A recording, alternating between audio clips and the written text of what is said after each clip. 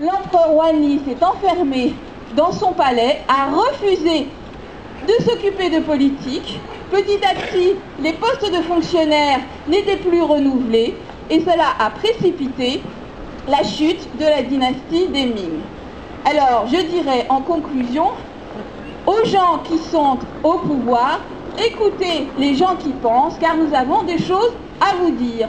Merci de votre attention. La colère chez les Yoruba, pour ceux qui ne connaissent pas, les Yoruba sont majoritairement au sud-ouest du Nigeria, environ 30 millions de locuteurs, au Bénin, au Togo, et puis une diaspora, Brésil et Cuba.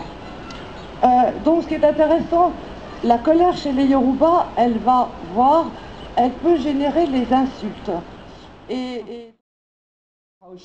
Nous sommes dans l'état de ressentir de la colère. Nous sommes, puisque Jin est une forme nominalisée, nous sommes dans le ressentiment de la colère, si vous voulez. Comme par exemple, on dit en Hausa, Munji abinda sekeche, nous avons bien entendu ce qu'ils ont dit.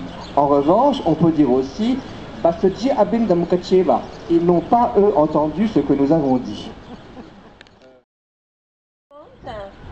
Mais c'est la politesse. Si la personne qui est visée dans une situation donnée, par exemple, si j'ai dit Nelebam Ametelu Naasha Dergohalou, ça c'est un tigrinien qui veut dire à quelqu'un qui est intelligent, tu lui dis à peu près des choses comme et donc c'est à lui de comprendre.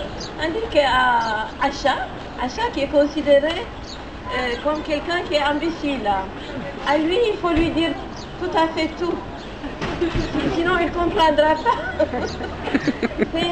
L'image est très bien faite parce que c'est comme s'il y avait un seau d'eau pour le verser comme ça. Et donc si on traduit mot à mot, ça veut dire verser-lui la vérité.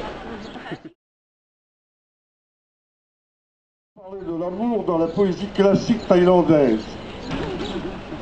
Vous allez voir que, bien qu'il s'agisse d'amour, il n'y a pas beaucoup de lumière, mais c'était chaud et on peut y rentrer. Parler d'amour dans la littérature classique, c'est déjà parler plutôt des hommes que des femmes, ou plutôt parler de la manière dont les hommes voient les femmes.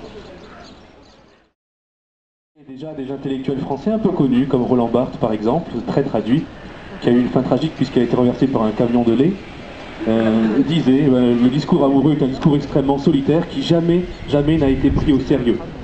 Pourtant, des analyses de l'amour sont possibles. Il suffit d'aller dans votre bar tabac de presse où vous verrez toutes sortes d'analyses psychologiques ou psychothérapeutiques, ou que sais-je, de l'amour. Mais on peut aller voir dans d'autres cultures pour voir comment ça se passe et avoir des visions plus historiques ou plus sociologiques. On peut essayer d'agrandir notre vision de l'amour ou de la diversifier pour comprendre mieux notre spécificité, mais aussi nos pathologies. Et je pense que mon prédécesseur a parlé d'une pathologie, je parlerai d'une autre dans notre rapport amoureux, puisque aujourd'hui l'amour est aussi en politique. Au Japon, on parle beaucoup d'amour, beaucoup en littérature, et depuis les tout débuts de la littérature, depuis les premiers textes, les premiers poèmes.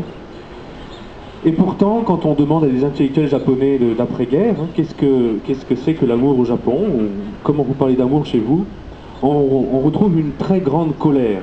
Je ne vais pas citer les textes ici, mais l'idée est, nous avons été colonisés par les Occidentaux, vous avez christianisé notre pensée, mais cet amour que vous voulez nous imposer, c'est une imposture, nous n'y croyons pas.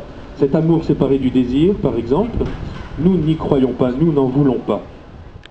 Très bien développé en Espagne musulmane, et nous allons voir deux grands ouvrages du Moyen-Âge sur l'amour. Pas de la poésie, je laisse à Khalil Djihad, mais dans la prose, chez les écrivains et même les grands maîtres du droit musulman. C'est étonnant un petit peu de voir deux juristes musulmans du XIe et du XIIe siècle, deux juristes connus comme les plus rigides et littéralistes, mais qui ont écrit les premiers ouvrages de l'amour, sur l'amour.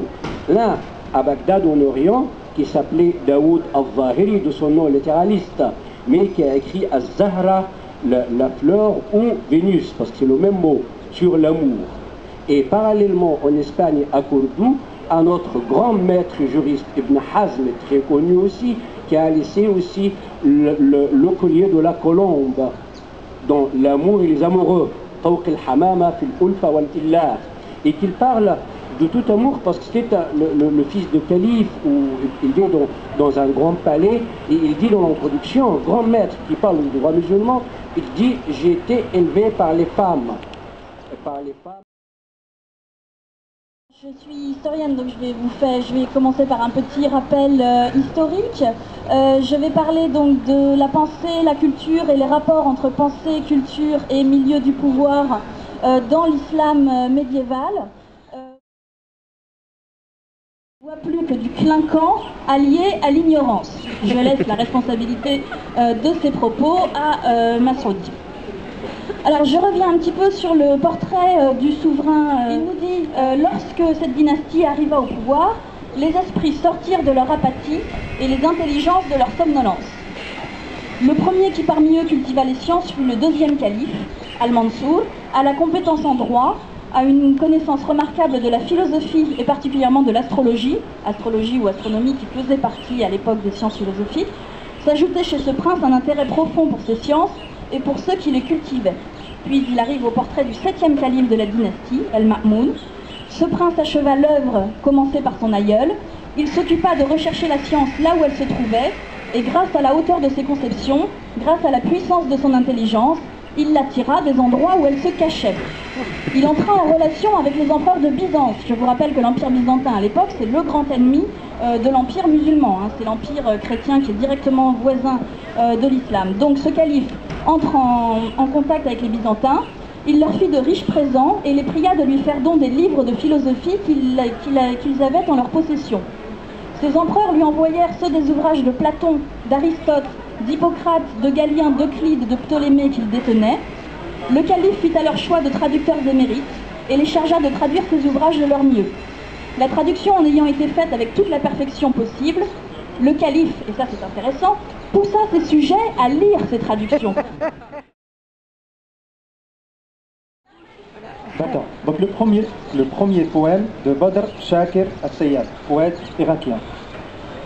على جواد الحلم الأشهب أسريت عبر التلال أهرب منها من دراها الطوال من سوقها المكتظ بالبائعين من صبحها المتعب من ليلها النابح والعابرين من نورها الغيهب من ربها المغسول بالخمر من عارها المخبوء بالزهر من موتها الساري على النهر يمشي على أمواجه الغافية أواه لو يستيقظ الماء فيه لو كانت العذراء من وارديه لو أن شمس المغرب الدامية تبتل في شطيه أو تشرق لو أن أغصان الدجى تورق أو يوصد الماخور عن داخليه.